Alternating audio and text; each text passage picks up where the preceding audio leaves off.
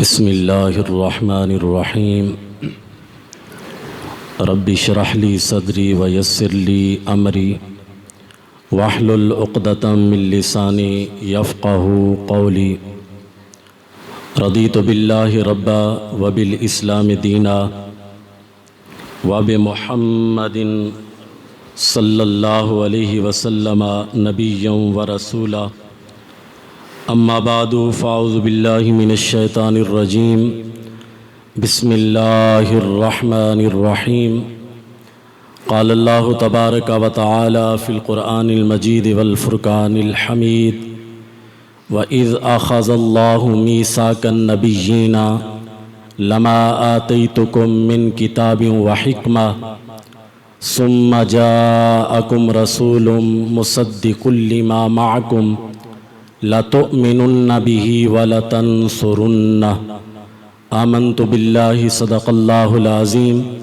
وصدق رسولہ النبی الکریم الامین وقال اللہ تبارک و تعالی فی شان حبیبہ مخبرا وآمرا ان اللہ وملائکتہ یصلون علی النبی یا ایہا الذین آمنوا صلوا علیہ وسلموا تسلیما الصلاة والسلام علیکہ یا سیدی یا رسول اللہ وعلی آلک وصحابک یا سیدی یا حبیب اللہ الصلاة والسلام علیکہ یا سیدی یا نبی اللہ وعلی آلک واصحابک یا سیدی یا نور اللہ۔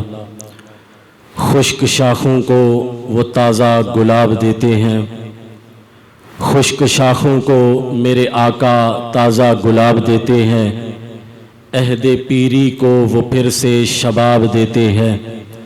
پڑھ لے درود غفلت نہ کر خدا کی قسم، پڑھ لے درود غفلت نہ کر خدا کی قسم، تیرے سلام کا وہ اب بھی جواب دیتے ہیں۔ تمام حضرات بآواز بلند پڑھ لیجئے الصلاۃ والسلام علیکہ یا سیدی یا رسول اللہ وعلی آلک واصحابک یا سیدی یا حبیب اللہ الصلاۃ والسلام علیکہ یا سیدی یا نبی اللہ وعلی آلک واصحابک یا سیدی یا نور اللہ۔ ربی صلی وسلم دائما ابدا علی حبیبک خیر الخلق کلہم۔ دریچے دل کے وار رکھنا گھٹا رحمت کی چھائی ہے، دریچے دل کے وار رکھنا، وا کا معنی ہوتا ہے کھلے ہوئے، دریچے دل کے وار رکھنا گھٹا رحمت کی چھائی ہے، نہ سو جانا چمن والو شب میلاد آئی ہے۔ یہ جو آنے والی رات ہے 12 ربیع الاول شریف کی، نہ سو جانا چمن والو شب میلاد آئی ہے، وہ شب جس نے زمانے کی نگاہ میں روشنی ڈالی، یہی وہ رات ہے۔ وہ شب جس نے زمانے کی نگاہ میں روشنی ڈالی، سوغات نور کی پھر سے تمہارے پاس لائی ہے، سوغات نور کی پھر سے تمہارے پاس لائی ہے۔ وہ شب جس سے ہوئے ایران کے آتش کدے ٹھنڈے، وہ ایران کا آتش کدا جو صدیوں سے جل رہا تھا، آگ کبھی بجھتی نہیں تھی، یہی وہ شب ہے۔ وہ شب جس سے ہوئے ایران کے آتش کدے ٹھنڈے، اسی کی چشم تر نے آگ دوزخ کی بجھائی ہے، اسی کی چشم تر نے آگ دوزخ کی بجھائی ہے۔ تصور پختہ کر لیجئے نگاہ میں طیبہ بھر لیجئے، تصور پختہ کر لیجئے نگاہ میں طیبہ بھر لیجئے، یہاں بیٹھے سفر کیجئے لو قسمت جگمگائی ہے، یہاں بیٹھے سفر کیجئے لو قسمت جگمگائی ہے۔ دریچے دل کے وا رکھنا گھٹا رحمت کی چھائی ہے، نہ سو جانا چمن والو شب میلاد آئی ہے۔ اللہ تبارک و تعالی جل جلالہ وعم نوالہ واتم برہانہ وعظم شانہ کی حمد و ثنا اور حضور سرور کائنات مفخر موجودات زینت بزم کائنات دستگیر جہاں غم گسار زماں احمد مجتبی جناب محمد مصطفیٰ صلی اللہ کی بارگاہ میں ہدیہ درود السلام کا نذرانہ عرض کرنے کے بعد محتشم سامعین و ناظرین، رب ذوالجلال کے فضل اور توفیق سے ماہ ربیع النور شریف کے ان پر نور لمحات میں آج 11 ربیع الاول شریف کا دن اور 11ویں محفل میلاد مصطفیٰ، یہ آپ خوش قسمت ہیں کہ رب ذوالجلال نے آپ کو یہ موقع عطا کیا کہ روزانہ آ کے محبوب کی شانیں سنتے رہے، محبوب کا ذکر سنتے رہے، محبوب کی نعتیں سنتے رہے، محبوب کی شانوں کا تذکرہ سنتے رہے۔ آج جو عنوان ہے میری گفتگو کا وہ بھی یہی ہے کہ ذکر ان کا تب بھی تھا جب ابھی آئے نہ تھے صلی اللہ علیہ وسلم۔ یعنی ایسا نہیں کہ آج سرکار کی ولادت ہوئی تو پھر ہم نے سرکار کا ذکر کرنا شروع کیا، ایسا نہیں کہ ہم نے کلمہ پڑھا تو پھر ہم نے سرکار کا ذکر کرنا شروع کیا۔ ویسے زمانے کا دستور یہی ہے کہ جب تک انسان دنیا میں نہ آئے اس کا تذکرہ بھی نہیں ہوتا، اس کا ذکر بھی نہیں ہوتا، اس کی کوئی بات بھی نہیں پوچھتا، اس کی باتیں چھڑتی ہی نہیں ہیں۔ لیکن کائنات میں صرف ذات ہے تو مصطفیٰ کی ذات ہے کہ جو ابھی آئے بھی نہیں تھے ان کا ذکر پہلے ہو رہا تھا۔ یعنی وہ سرکار کی ذات کہ سرکار کی آمد سے پہلے ہی آپ کا ذکر ہوتا رہا، سارے نبی محبوب کی آمد کا ذکر کرتے رہے۔ بلکہ قرآن مجید کی جو آیہ مقدسہ میں نے آپ کے سامنے تلاوت کی ہے، اللہ تبارک و تعالی ارشاد فرماتا ہے وَإِذْ أَخَذَ اللَّهُ مِيثَاقَ النَّبِيِّينَ، اور یاد کرو اس اللہ کے وعدے کو جو ہم نے نبیوں سے لیا تھا۔ وہ کیا تھا؟ اللہ فرمانے لگا لَمَا آتَيْتُكُم مِّن كِتَابٍ وَحِكْمَةٍ، اے میرے نبیوں کی روحو۔ یعنی علماء فرماتے ہیں اس آیت کی تفسیر کے اندر کہ یہ نبیوں سے وعدہ عالم ارواح میں لیا گیا تھا۔ عالم ارواح میں نبیوں کی روحوں کو رب ذوالجلال نے مخاطب کر کے فرمایا اے میرے نبیوں کی روحو، میں تمہیں نبوت تب عطا کروں گا جب اس شرط پہ تم ایمان لاؤ۔ وہ کیا ہے؟ اللہ نے فرمایا کہ لما آتیتکم من کتاب و حکمہ، جب میں تمہیں حکمت اور کتاب یعنی نبوت عطا کروں۔ ثم جاءکم رسول مصدق لما معکم، جب تمہیں میں نبوت بھی عطا کروں، تمہیں کتاب بھی عطا کروں، اس کے بعد میرا محبوب آ جائے تو پھر کیا کرنا ہے؟ اللہ فرماتا ہے لَتُؤْمِنُنَّ بِهِ وَلَتَنْصُرُنَّ، ضرور بھی ضرور اے نبیو تمہاری نبوت کے ہوتے ہوئے میرا نبی آ جائے تو تم نے ایمان بھی لانا ہے، ان کی مدد بھی کرنی ہے۔ یہ اللہ وعدہ لے رہا تھا نبیوں کی روحوں سے کہ وعدہ کرو تمہیں کتاب اور نبوت اس شرط پہ عطا کروں گا کہ اگر میرا نبی آ جائے تو تم نے اپنی نبوت کے ہوتے ہوئے میرے نبی کا کلمہ بھی پڑھنا ہے، اس کی مدد بھی کرنی ہے۔ یہ حضرت آدم سے وعدہ لیا جا رہا تھا جب میں تمہیں نبوت بھی عطا کروں اور فرشتے تمہیں سجدہ بھی کر چکے ہوں۔ کیا مقام ہے حضرت آدم علیہ السلام کا؟ رب ذوالجلال فرمانے لگا اے آدم جب تمہیں میں نبوت عطا کروں، فرشتے تمہیں سجدہ بھی کر چکے ہو، اگر میرا نبی آ جائے تو کلمہ میرے نبی کا پڑھنا پڑے گا، مدد بھی ان کی کرنی پڑے گی۔ تو یہ وعدہ سارے انبیاء سے اللہ تبارک و تعالی نے لیا اور پھر سارے نبیوں نے اقرار کیا ٹھیک ہے میرے رب، جو تو ہم سے وعدہ لینا چاہتا ہے ہم وعدہ کرتے ہیں ہماری نبوت کے ہوتے ہوئے، ہماری شریعت کے ہوتے ہوئے جب تیرا نبی آئے گا ہم بھی کلمہ بھی پڑھیں گے، ان کی مدد بھی کریں گے۔ تو یہ سرکار کا ذکر خیر ابھی عالم ارواح میں ہو رہا تھا۔ پھر چلتے چلتے بات یہاں تک پہنچی کہ جب حضرت آدم کی تخلیق ہوئی اور جنت میں حضرت آدم علیہ السلام تشریف فرما ہوئے، پھر رب کی حکمت کی وجہ سے جو رب ذوالجلال کی ایک حکمت تھی اس کے پیش نظر حضرت آدم علیہ السلام نے وہ گندم کا دانہ کھا لیا۔ تو تفسیر روح البیان کے اندر لکھا ہے، تفسیر در منصور کے اندر بھی لکھا ہے کہ حضرت آدم علیہ السلام کو جب زمین پہ اتارا گیا کئی سالوں تک آپ روتے رہے اور اللہ تبارک و تعالیٰ کی بارگاہ میں توبہ کرتے رہے، اللہ سے معافی مانگتے رہے۔ بالآخر بات یہاں تک آئی، ایک دن حضرت آدم علیہ السلام کے دل میں یہ بات پیدا ہوئی کہ ذرا اس نبی کا واسطہ نہ دوں جس کا نام جب میری آنکھیں کھلی تھی تو عرش کے ماتھے پہ لکھا ہوا تھا۔ تو حضرت آدم علیہ السلام نے رب ذوالجلال سے یہ دعا مانگی، اللہم انی اسألک بحق محمد صلی اللہ علیہ وسلم، اے میرے رب میں نبی علیہ السلام محمد مصطفیٰ کے وسیلے سے تجھ سے بخشش مانگتا ہوں، میری بخشش فرما دے۔ تو حضرت آدم علیہ السلام نے جب یہ واسطہ رب ذوالجلال کے دربار میں دیا تو حضرت آدم علیہ السلام کی اس دعا پہ رب ذوالجلال نے فرمایا، اے آدم میں نے تیری توبہ کو قبول کیا، لیکن یہ تو بتا یہ نام تمہارے ذہن میں آیا کیسے، اس نام کو تم جانتے کیسے ہو، ابھی تو یہ بعد میں آئے گا۔ تو حضرت آدم علیہ السلام نے عرض کی، باری تعالیٰ جب میری تخلیق ہوئی تھی میرے بدن میں روح ڈالی گئی تھی، جب میں نے آنکھ کھولی تھی تو عرش کے ماتھے پہ محمد مصطفیٰ کا نام لکھا ہوا تھا، تو میں نے اس وقت سمجھ لیا جن کا نام رب کے نام کے ساتھ عرش کے ماتھے پہ لکھا ہو وہ کوئی عام ہستی نہیں، وہ رب کی محبوب ہستی ہے۔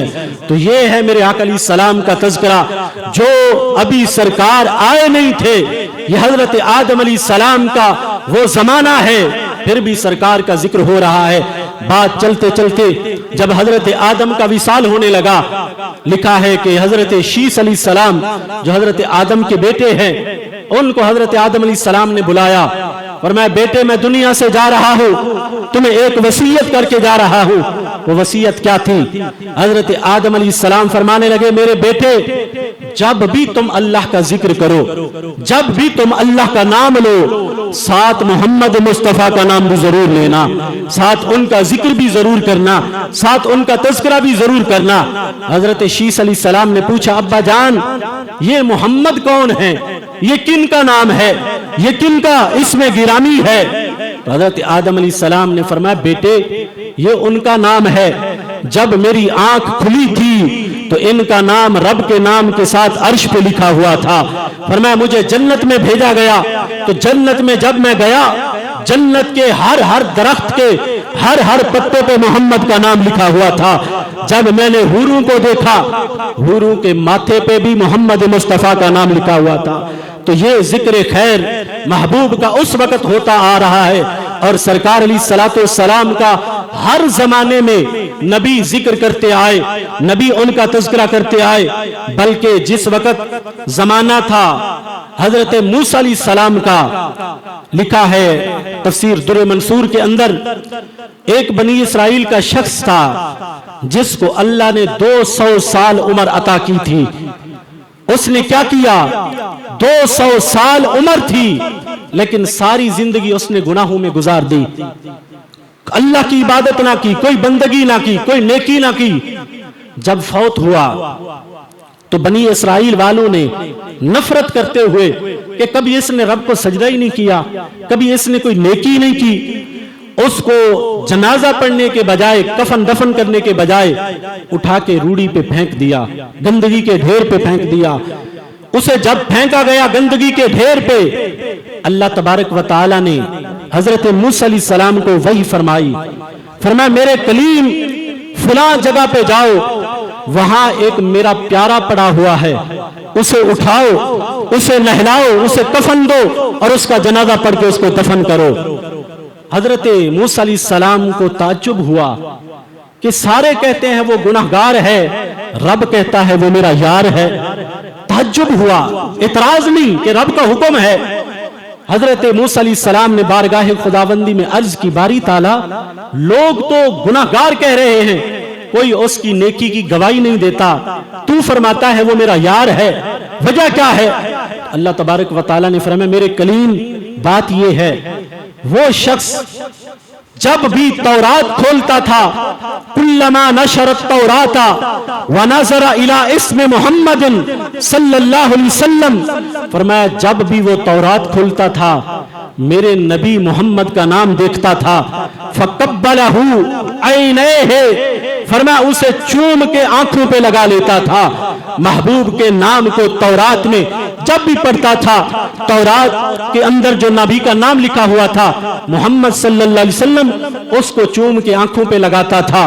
تو فرمایا اے میرے کلیم، اس کی یہی نیکی مجھے پسند آئی ہے اور میں نے اس کی بخشش فرما دی ہے۔ اب اس کا کوئی گناہ باقی نہیں، اب اس کی کوئی خطا باقی نہیں، اب وہ میرا پیارا بھی ہے، اب وہ میرا ولی بھی ہے۔ اے میرے نبی تم جا کے اس کا جنازہ پڑھو۔ تو حضرت موسیٰ علیہ السلام نے اسے جا کے اٹھایا اور اس کو نہلا کے کفن دے کے لوگوں کو بتایا، فرمایا لوگوں یاد رکھو گناہگار بڑا تھا، خطا کار بڑا تھا، لیکن نبی کے وسیلے سے اللہ نے اس کی بخشش فرما دی ہے۔ وہ محمد مصطفیٰ کا نام ہے جس نام کی برکت سے اللہ نے اس کے گناہوں کو معاف فرما دیا ہے۔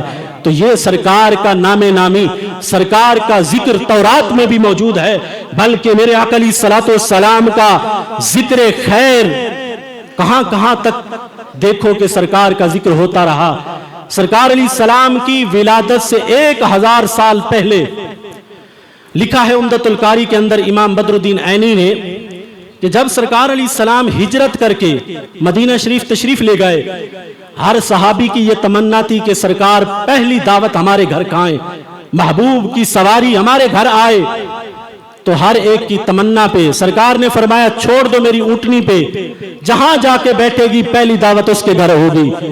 تو فرمایا کہ جب سرکار کی اونٹنی جا کے حضرت ابو ایوب انصاری رضی اللہ تعالیٰ عنہ کے گھر جا کے بیٹھی، ایک صحابی نے ٹھوکر لگائی اونٹنی کو کہ یہاں سے اٹھے اور آگے چلے۔ تو حضرت ابو ایوب انصاری نے کیا جملے بولے، آپ فرمانے لگے خدا کی قسم اگر اسلام میرے اور تمہارے درمیان نہ ہوتا لَضَرَبْتُكَ بِالسَّيْفِ، میں تمہاری گردن اتار دیتا۔ کیوں تم مجھے محروم کرنا چاہتے ہو اس سعادت سے جو قسمت نے مجھے دی ہے؟ تم اونٹنی کو اٹھانا چاہتے ہو کہ یہاں سے اٹھے کسی اور کے گھر جائے؟ اور میں خدا کی قسم اگر اسلام درمیان میں نہ ہوتا، تمہارے خون کی حرمت نہ ہوتی، تم نے کلمہ نہ پڑھا ہوتا، تو میں تمہاری گردن اتار دیتا۔ تو یہاں پر امام بدر الدین عینی نے لکھا کہ حضرت ابو ایوب انصاری کے گھر اونٹنی کیوں بیٹھی؟ تو انہوں نے اس کا پس منظر لکھا ہے۔ انہوں نے کہا بات یہ نہیں کہ اونٹنی ویسے جا کے بیٹھی تھی، اونٹنی کو بٹھایا گیا تھا۔ وہ کیسے؟ آپ فرمانے لگے نبی علیہ السلام کی آمد سے 1000 سال پہلے یمن کا ایک بادشاہ تھا جس کا نام طب اول تھا۔ وہ بادشاہ بڑا نیک تھا، بڑا پرہیزگار تھا۔ اس نے اپنے ساتھ 400 علماء وقت کے رکھے ہوئے تھے جو ہر وقت آپ کی مجلس میں ہوتے، جہاں بھی جاتا وہ علماء آپ کے ساتھ جاتے۔ بادشاہ علاقوں کا دورہ کرنے جاتا تھا تو ایک دن ان کا گزر مدینہ منورہ کی اس سرزمین سے ہوا جس کو یثرب کہا جاتا تھا۔ تو جب وہاں پہ پہنچے، وہاں پہ قیام کیا، بادشاہ نے کچھ دن وہاں رہنے کے بعد اپنے وزیروں سے کہا کہ تیاری کر لو، واپس چلیں گھر کی طرف۔ تو جب بادشاہ نے یہ حکم دیا تو جو ان کے ساتھ 400 علماء تھے انہوں نے کہا بادشاہ سلامت تم جانا چاہتے ہو تو جاؤ، ہم یہاں سے نہیں جائیں گے، ہم یہاں پہ رہیں گے۔ بادشاہ نے کہا تم ساری زندگی میرے ساتھ رہے، سفر میں رہے، حضر میں رہے، تمہیں کسی چیز کی کمی بھی نہیں آئی، کیا وجہ ہے تم یہاں سے جانا نہیں چاہتے؟ ان علماء نے کہا بادشاہ سلامت بات پیسوں کی نہیں ہے، بات دولت کی نہیں ہے، بات کسی چیز کی کمی کی نہیں ہے، اصل میں بات یہ ہے نجد فی کتبنا، ہم نے آسمانی کتابوں میں پڑھا ہے ایک نبی آئے گا جو پیدا تو مکہ شریف میں ہوگا لیکن وہ ہجرت کر کے اسی سرزمین پہ تشریف لائے گا۔ تو ہم یہ چاہتے ہیں کاش وہ زمانہ ہمیں مل جائے، ہم یہاں سے نہ جائیں، وہ محبوب آئے، ہم ان کی زیارت بھی کریں، ان کا کلمہ بھی پڑھیں، تو ہم تو یہاں رہنا چاہتے ہیں۔ बादशाह सलामत, तुम्हारी बादशाही तुम्हें मुबारक, वो तुम्हारी सरजमीन तुम्हें मुबारक, हम तो यहाँ सरजमीन यसरब में रहेंगे, गुजारा जैसा भी होगा गुजर औकात करते रहेंगे, महबूब का इंतजार करते रहेंगे। तो बादशाह सलामत तुब्बा अव्वल ने जब ये सुना तो उसने कहा, एक तुम ही तो नहीं हो मोहब्बत में शुस्तहाल, एक तुम ही तो नहीं हो मोहब्बत में खस्ताहाल, इस रास्ते में और भी आशुफ्ता सर भी है। कहा उस नबी के तुम दीवाने नहीं, अब तो मैं भी दीवाना बन चुका हूं।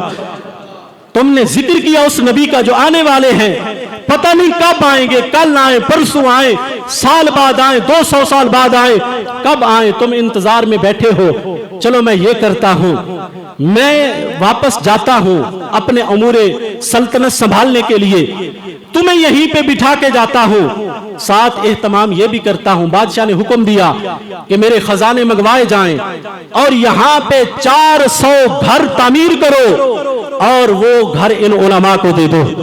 अब बादशाह के दिल में यह था कि ये सरजमीन तो बंजर सी सरजमीन है, यहां कोई आबादी नहीं, यहां कोई वो लोग नहीं, तो जब वो नबी आए तो कोई उनके नारे लगाने वाला तो हो, कोई उनको ताला अल बद्र अलैना कहने वाला तो हो। बादशाह ने कहा 400 घर तामीर करो। 400 घर बनाए गए, उन उलमा को दिया गया और कहा ये तुम्हारे घर हैं। बादशाह ने 400 लौंडियां वो खरीद के उनको आजाद किया, उनका निकाह किया इनके साथ कि कहीं ऐसा ना हो कि इनकी जिंदगी वफा ना करे, ये मर जाएं तो इनकी औलाद ना हो, तो फिर नबी अलैहि सलाम का इस्तकबाल कौन करेगा। उनकी शादियां की, जो अभी तक सारे कमारे थे, उनकी शादियां करने के बाद बादशाह ने एक खत लिखा। खत लिखने के बाद उसने क्या किया, एक मोहर लगाई। मोहर आज की तरह नहीं थी। अरे ये सरकार की आमद पे हम घर को सजाएं तो इतराज हो जाता है। 400 घर महबूब की आमद के लिए बनाए गए थे और तुब्बा अव्वल ने बनवाए। फिर खत लिखा, खत में लिखा, या रसूल अल्लाह सल्लल्लाहु अलैहि वसल्लम, महबूब आपका नाम सुना है, मैं पता नहीं आपका जमाना पाता हूं या नहीं पाता, महबूब मैं गवाही देता हूं आप अल्लाह के सच्चे रसूल बन के आए हैं। और साथ ये भी लिखा, इमाम नेशापुरी ने शरफुल मुस्तफा के अंदर लिखा है कि जिस वक्त उस बादशाह ने खत लिखा तो खत लिखने के साथ ही आपने लिखा है खातमहू बिज़्ज़हब, उसने जो खत पे मोहर लगाई, जो उस वक्त खतों पे लगाई जाती थी, स्याही की मोहर नहीं लगाई, सोने की मोहर लगाई और लोगों को बता दिया, लोगों नबी की आमद पे अगरचे स्याही की मोहर भी लग सकती थी खत पे, लेकिन नबी की आमद की खुशी में मैं खत पे मोहर भी सोने की लगा रहा हूं कि ये वो नबी हैं जिनकी आमद पे जितना भी खर्च करो वो कम है, मैं सोने की मोहर लगा रहा हूं। और साथ ये भी लिखा, या रसूल अल्लाह सल्लल्लाहु अलैहि वसल्लम इन्नी आमनतु बिका, मैं आप पे ईमान लाया और आपकी किताब उस पे ईमान लाया जो आप लेके आएंगे।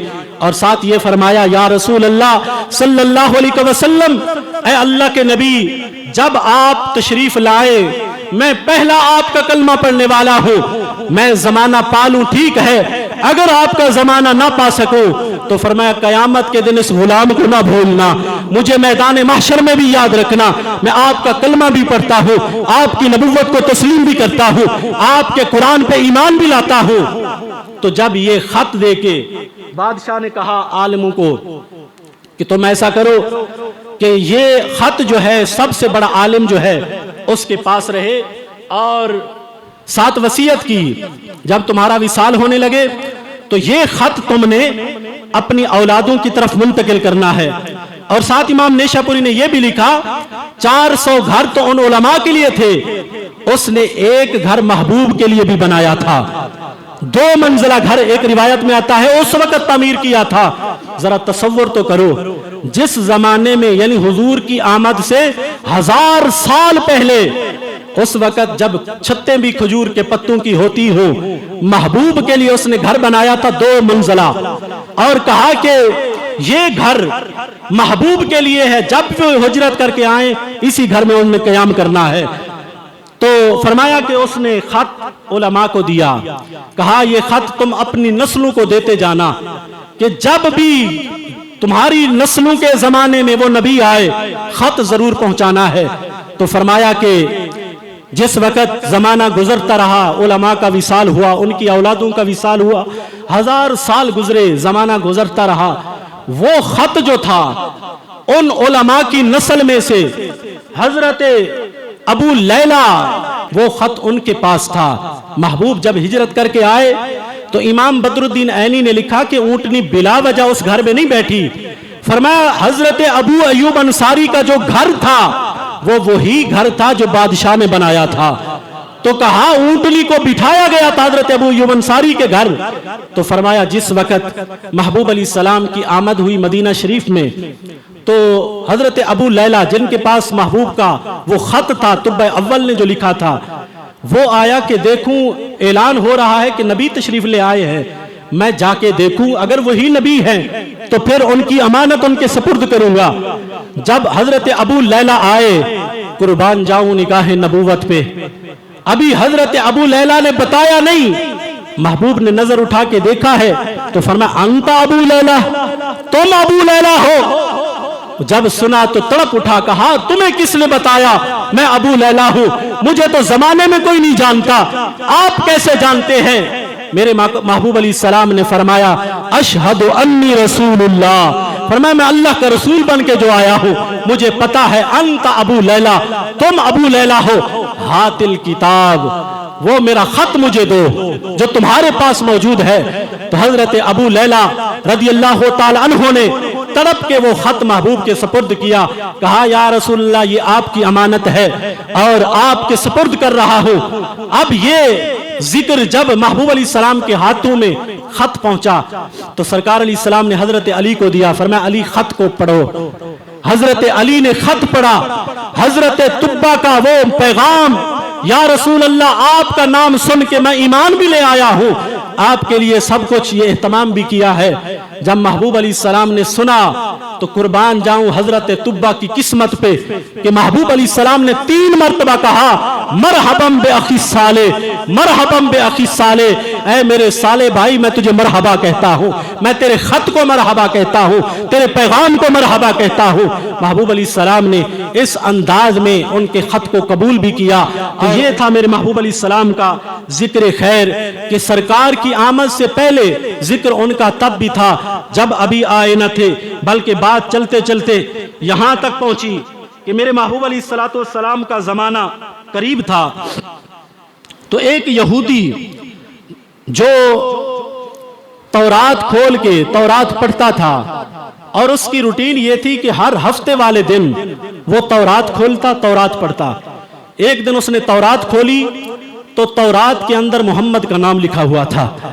اس نے جب یہ نام دیکھا کہ یہ نام تورات میں کس کا ہے، اس نے کیا کیا، اس جگہ کو پھاڑا اور پھاڑ کے اس جگہ کو جلا دیا کہ ان کا نام اس کتاب میں نہ ہو۔ جب دوسرے دن اٹھا تلاوت کرنا چاہی تورات کی تو وہ نام 4 جگہ پہ لکھا ہوا تھا۔ اس نے پھر پھاڑا، پھر اس کو جلایا۔ جب تیسرے دن اٹھا تو وہ نام 8 جگہ پہ لکھا ہوا تھا۔ پھر اس نے اس کو پھاڑا، اس کو غائب کیا۔ پھر جب تیسرے دن اٹھا تو وہ نام 12 جگہ پہ محمد کا نام لکھا ہوا تھا، سرکار کی شانیں لکھی ہوئی تھی۔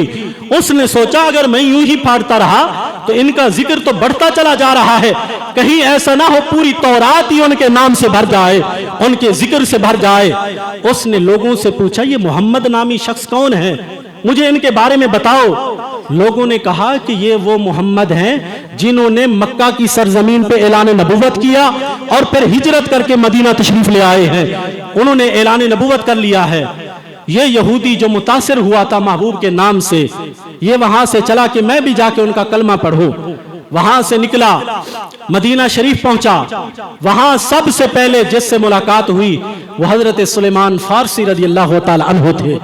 جب ان سے ملاقات ہوئی، اب وقت وہ ہے کہ محبوب علیہ السلام کے وصال کو صرف 3 دن ہوئے ہیں، قسمت نے ساتھ نہ دیا، محبوب کا وصال پہلے ہوا، اب یہ ڈھونڈتا ڈھونڈتا مدینے میں پہنچا ہے۔ حضرت سلیمان فارسی رضی اللہ تعالیٰ عنہ کو جب دیکھا، آپ سے ملاقات کی، آپ کو سلام کیا تو کہنے لگا انت محمد صلی اللہ علیہ وسلم، کہا تمہارے اخلاق کو, تمہاری تربیت کو دیکھ کے مجھے لگتا ہے تم محمد ہو. حضرت سلیمان فارسی کہنے لگے نہیں, میں تو اس محمد کا ادنا سا غلام ہوں, وہ محمد تو محمد ہے, میں تو ان کا خادم ہوں. اس نے کہا پھر محمد کہاں ہے, مجھے ان کے پاس لے چلو. حضرت سلیمان فارسی سوچنے لگے اگر ان کو بتا دیا کہ ان کا وصال ہو گیا تو دل ٹوٹ جائے گا, کہیں ایسا نہ ہو یہیں پہ ان کی جان چلی جائے. کہا چلو میں تمہیں نبی کے صحابہ کے پاس لے کے چلتا ہوں. اس یہودی کو ساتھ لیا اور ساتھ لے کے مسجد نبوی میں پہنچے. دیکھا تو مجمع لگا ہوا تھا, ابھی صحابہ کرام پہ غم تازہ تھا محبوب کے جانے کا. صحابہ مسجد میں بیٹھے ہیں, یہ گیا جاتے ہی کہنے لگا السلام علیکہ یا محمد صلی اللہ علیہ وسلم, سلام ہوا ہے محمد آپ پہ. صحابہ نے جب نام سنا تو تڑپ اٹھے, کہا تم نے ہمارے زخموں کو کیسے جگا دیا, تم نے محبوب کا نام کیوں لیا, ابھی ہمارے زخم تازہ ہیں. تو وہ کہنے لگا کہ تم میں محمد نہیں ہے, میں نے تو محمد کو سلام کیا ہے. حضرت علی رضی اللہ تعالی نے فرمایا ادھر آؤ میں تمہیں بتاتا ہوں, جس محمد کی تم بات کر رہے ہو ابھی ان کے وصال کو صرف 3 دن گزرے ہیں. ان کا وصال ہوا, تمہاری قسمت نے تمہارا ساتھ نہ دیا, ہو سکتا ہے پہلے آ جاتے تو ملاقات ہو جاتی. تو اس نے کہا پھر مجھے اس محمد کی شانیں سناؤ جو ان کی شان ہے, جو تم نے ان کے چہرے کو دیکھا, تم نے ان کی مہر نبوت کو دیکھا, مجھے بھی وہ سناؤ. تو حضرت علی رضی اللہ تعالی عنہ نے پھر سنانا شروع کیا. کہا محبوب کا چہرہ ایسے تھا, فرمایا جب آپ بولتے تھے تو دانتوں سے نور نکلتا تھا, جب آپ کا چہرہ دیکھا جاتا تھا چہرہ چمکتا رہتا تھا. فرمایا چاند بھی اس کا مقابلہ نہیں کر سکتا تھا, سورج بھی اس کا مقابلہ نہیں کر سکتا تھا. اور ساتھ ہی حضرت علی فرمانے لگے ان کے دونوں کندھوں کے درمیان ایک مہر نبوت تھی, تو فرمایا وہ ان کی نبوت کی نشانی تھی. تو اس یہودی نے جب سنا تو کہنے لگا خدا کی قسم اے علی جو کچھ تم بتا رہے ہو سب کچھ میں نے تورات میں پڑھا تھا, جو نشانیاں, جو ان کی شانیں, جو ان کی تعریفیں میں نے تورات میں پڑھی تھی وہ ساری تم نے بیان کر دی ہیں. اب ایسا کرو مجھے اس محبوب کے قبر انور پہ لے چلو, مجھے کلمہ بھی پڑھاؤ. کلمہ پڑھا, محبوب کی قبر انور پہ گئے اور وہاں جا کے حضرت علی سے کہنے لگے مجھے تمنا تھی کہ میں اس محبوب کی زیارت کروں, ان کے بدن کو چوموں, قسمت نے وفا نہ کی. علی کوئی ایسا تبرک ہی دے دو کہ میں ان کے تبرک کو ہی چوم کے اپنی آنکھیں ٹھنڈی کروں. تو حضرت علی رضی اللہ تعالیٰ عنہ نے حضرت سلیمان فارسی کو بھیجا, فرمایا جاؤ محبوب کے گھر حضرت فاطمہ سے عرض کرو محبوب کا جبہ مبارک دے دے, ایک عاشق اپنا دل خوش کرنا چاہتا ہے. تو جب حضرت سلیمان فارسی گئے محبوب کا جبہ مبارک لے کے آئے, اس نے سرکار کے جبے کو چوما اور گواہی دی کہ محبوب میں گواہی دیتا ہوں آپ اللہ کے سچے رسول بن کے آئے تھے.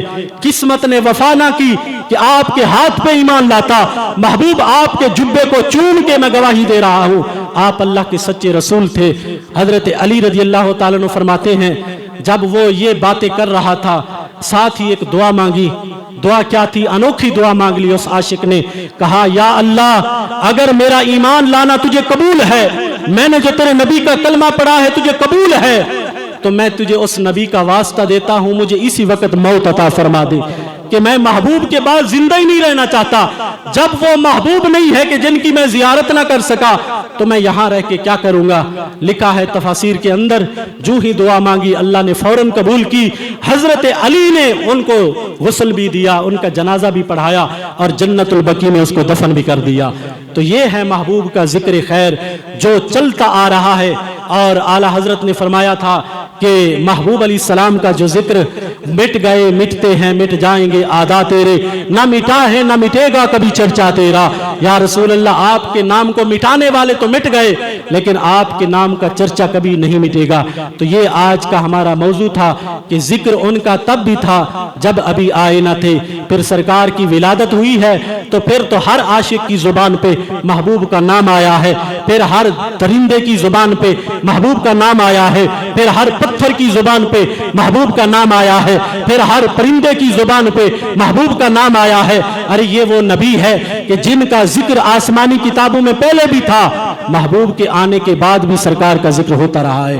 दुआ है कि अल्लाह तबारक व ताला आज के हमारे इस प्रोग्राम को अपनी बारगाह में कबूल फरमाए। आमीन व आखिर दावा या अनिल।